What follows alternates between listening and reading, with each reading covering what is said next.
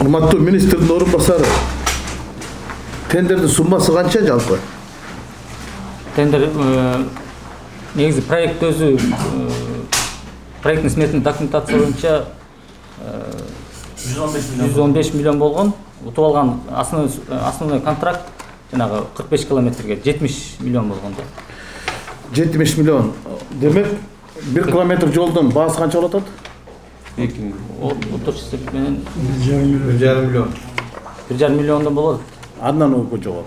Жок, 1,6. местами 6 полоса жерлер бар да. Ошону. Ширинасы канча?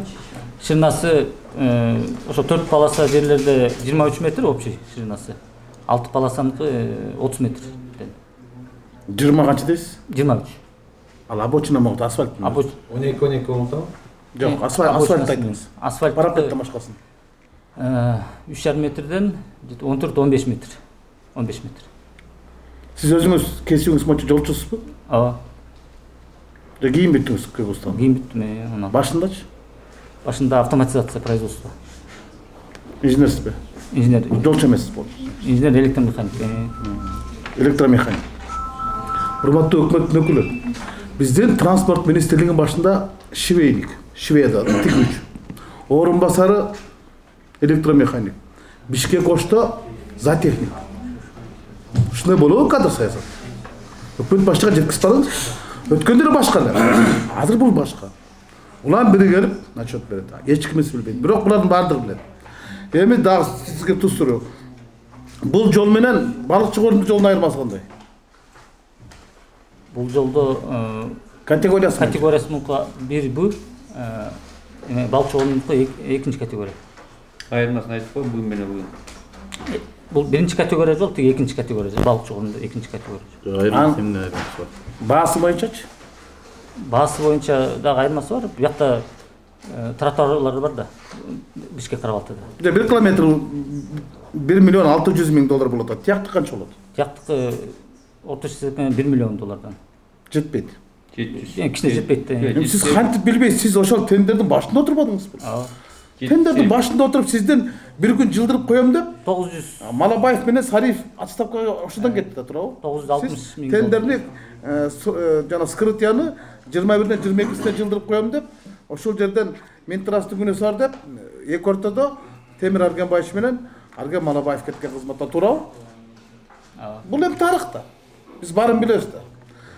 Темир Сариевке ошол жолду кымбат деп туруп кызматтан чаптыр. Арзан болот го. Бул адам 700 миң долларга кымбат болот го. Андага орден берип, буну уюштурган кишиге орден бериш керек элек го. 1 метр квадрат асфальттын баасы айтыңызчы канча болот? Эми андай кандай? Сиз 20 жылдан бери Минтраст иштеп билбейсизби? 1 метр квадрат азыр. Эми 1 миллион 600 миң долларды ошо 1 километрдин узуну жолдун узундугун. Анан туурасына бөлүңүз да. 23 атасыңбы? Значит 23 миңге бөлүңүз. Канча болот экен?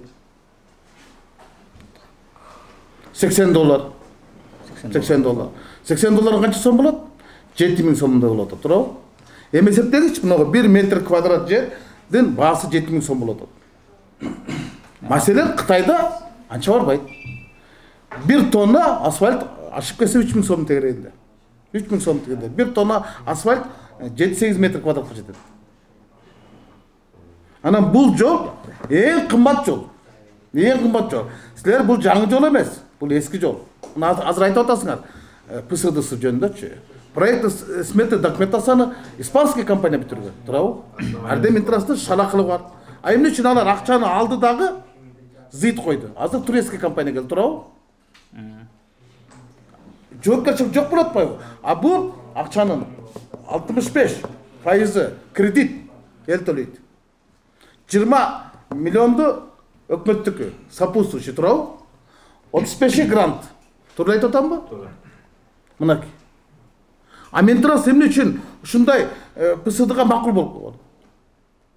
Ал осы экспертизадан өткөн. Эми кредиттүү эле, кредит болгон күндө майды Азиатский банк бизди каржылап атыптыр. Бирок эл төлөйт да. Жолдун сапаты боюнча башка. Ал сапатына кайтып келебиз. Канчалык деңгээлде кылып атат. Эми азыр баштаган башка болгон. Азыр уланткан ишин турецкий фирма да. Туурабы? Кабыл ала тургучулар да проектти.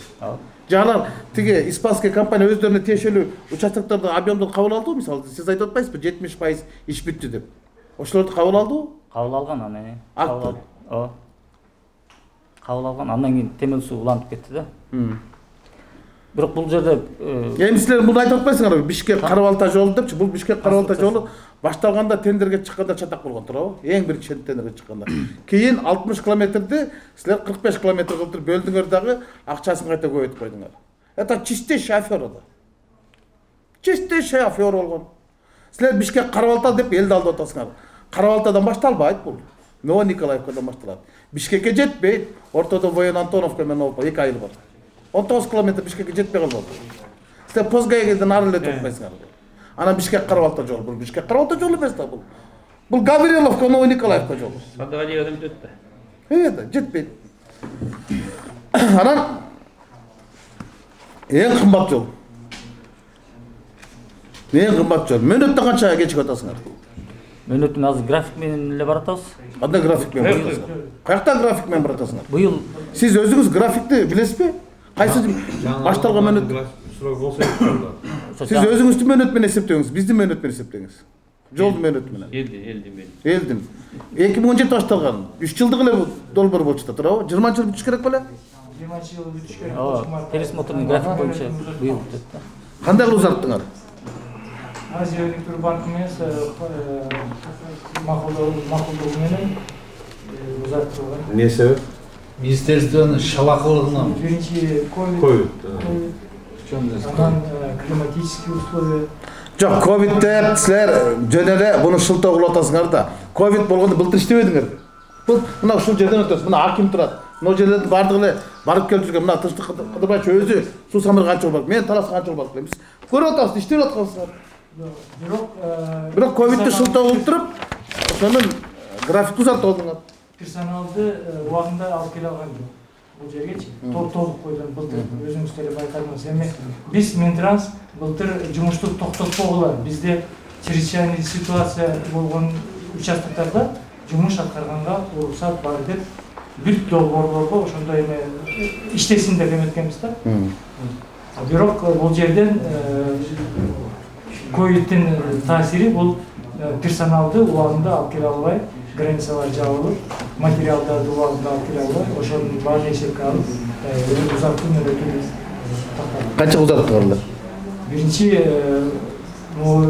июлга чейин, 21-ден июлдуна чейин деп азыр Эми 20-июлга чейин бүтпөйсүңөр. Эми азыр дагы климатические условия деп дагы 3 айга азыр эме претензия. Климатический условия кандай? Быйыл жаз кеч чыкты деп дагы узартып атасыңар. Кышында иштей албай койду.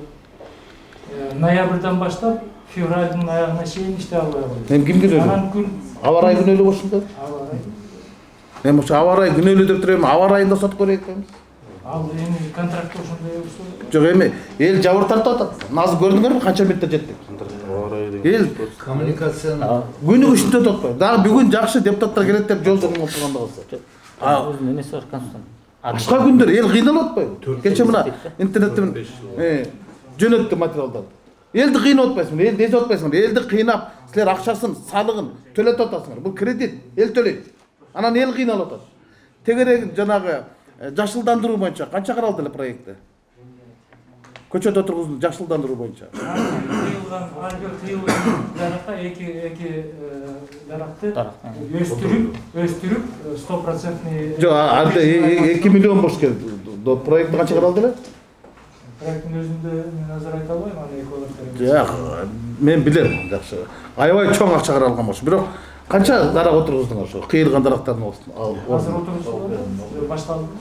Эми башталды. Кайсы жерде отургузулуп атат? Силер кышы менен кыйып салдыңар го тиги военный Аны экологдор. отургузулган даракты азыр көрдүңөрбү ушу жол боюнда? Эч ким көргөн жок. Мына жакта Арды да чоң акча. Новониколаевка деген ошол жолдун жээгине тигип сугарып Канча көпүрө, канча подземка бар? 6 көпүрө, анан Подземкада канча бар? подземка бар? 6 подземка. 6 подземка. Сиз өзүңүз билбейт окшойсуз. Ушакка келатканда, жок дегенде 45 километрде канча көпүрө бар, канча подземка бар, канча столбалар курулду, кайсы субподрядчик куруп атат, электромойчу кайсы неме куруп атат, максат эмне жумуш кылып атат, ошолордун баардыгын айтып беришиңиз керек болчу да баяндамада. Эмне үчүн кечигип атат графиктен?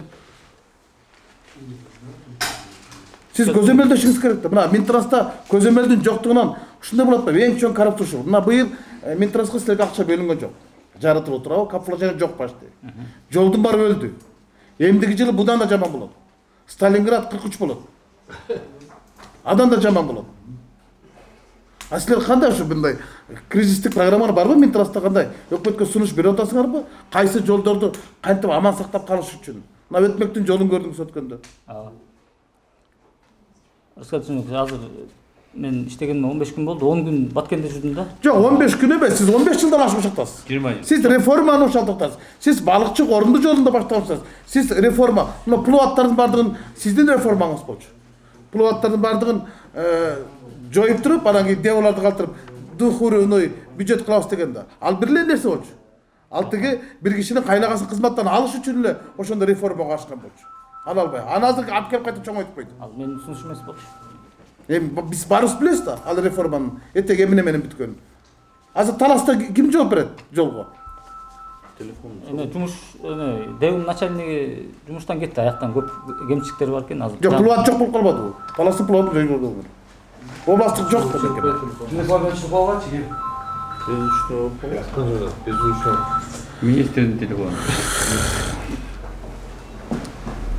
Мен суроолорун берген күндө деле булар жооп бере албайт экен. Менде комитеттен чечимине сунушта шалакылык чоң. Бишкек Кара-Балта жолдо трассада шалакылык чоң. Өзгөчө Министерство транспортунан анан бул боюнча дагы жумушчу түзүш керек го деген ойдомун. Анткени консультанттар алмашып кетти. Жолдун сапаты кийин баары бир деле мына булар айтып атпайбы? Биз эчтеке жооп бербейбиз. ПСДны Испания кылган, арабтар каржылаган, салып аткан Кытайлар. А пайдалана турган кыргыздар. Бул жолдун кепилдиги кандай болот? А чын-чында биз башында сунуш кылганда айтканбыз да, бул Бишкек Кара-Балта жолун тийбеле койгула. Бул тура берсин. Буну ямачный ремонт менен. Эгер сала турган болсоңор скоростной кылып туруп, платный кылып туруп, тетиги темир жолду бойлотуп салгыла. Темир жолду бойлоп салгыла. Составканын этегинен чыгат. 30 минутта жетет Бишкектен. Красный неме ордер. Ошондой долбоорду сунуштасак, булар ПСДны тияка чийдиртип, анан Азияский банк каржылаган тарап өздөрү тандайт экен, биз кийлигише албайбыз деп отуруп берди. А бирок силер кийлигишкенге министрликсиңердер. Бардык ыйгар муктар мүмкүнчүлүктөр бар болчу да. А силер ошолор менен биргеликте уюшкан мындай топ болуп алгансыңар. ГРИП деген ачылган группа реализации инвестиционных проектов деп отуруп, накта мафияны бар ошол жерде. Айткылачы, Минтрастан бир киши сырттан келеби? Жок. Берден кетет, тияк барат, Бишкек ошко барат, Бишкек оштон келсе ДЭУ карат, плотко ушинтип айланып жүрөт. Булардын колунан кишени салып алып кетпесең кетпейт. 30 жыл, 20 жылдан бери жүрөт. Азыр билебиз, транспорт министрлигинин кимдер жетектеп атканын. Кимдер жетектеп атканын билебиз. Мына жолчулар жок. Жолчулар бар камалып кетти. Тыштан туруп жетектеп атат. Тыштан туруп жетектеп атат, мына турулайтып атат. Ким жетектеп атканын билебиз. Сиз кимдин жардамчысы болуш дегенин билебиз. Азыркы дагы жаңы бир орун басар келди. Аны дагы жакшы билебиз. Министриңерди да жакшы билебиз, кимдин убагында ким менен иштешкенин. Эски эле система келет, схема келет атпайсыңар. Мурда эле, мына ошол Бишкек Ош жолунун эмнеси болду азыр? Таркаланып калды. Азыр ремонт. Эл жабырып атат, кредит төлөнүп атат, карыз күндөн күнгө өсүп атат. Коррупция Минтранста токтобойт. Реформа жок. Реформа жана. Силер кыргыз элине жол салбай эле кыргыз элине кол салып атпайсыңар. Силер келечекке кол салып атпайсыңар. Эң кымбат жолдорду бизге кредит алып берип атпайсыңар. Кытайда $900,000 болот атпайбы 1 километр жол. Орусияда, Беларусьта, Украинада бизден 2 эсе кымбат болот атпайбы? Алар састын үстүнө салып атпайбы? Алар биздей болуп туруп, жолдун айылдык чекесине эле гравий албайт да. Ташты башка жактан ташып берет. А булар деген асфальтты бетондун заводду апарып орнотуп койгон ошол жерден эле даярдап атпайбы? Сырье булар түйүндө да. Булардын жумушу аз. Биздеги жолдор Эгер туура саясат болгондо 700 миңден 600 миңден ашпаш керек болчу. Кытайдан арзан болуш керек болчу. Орусиядан арзан болуш керек болчу. Эң дүйнөдө кымбат жолдор бизде болуп атат. Эң сапат жаман төмөн жолдор бизде болуп атат. Мына ушул. Бишкек Кара-Балта жолу, Бишкек балыкчы корунду жолунда шалактыр боюнча тиешелүү адамдардын жоопкерчилиги каралыш керек. Экинчи, ушул Бишкек Кара-Балта жолунун мөөнөтү боюнча, анан сапаты боюнча, кечиктирилгени боюнча жумуш топ комитеттин алкагында түзүлүш керек. Бизде Рыскел Чебекович жумуш топ иштеп атат. Жумуш топ бар. Анда мен сунуш берем. Улукбек Улукарович ушул боюнча силерге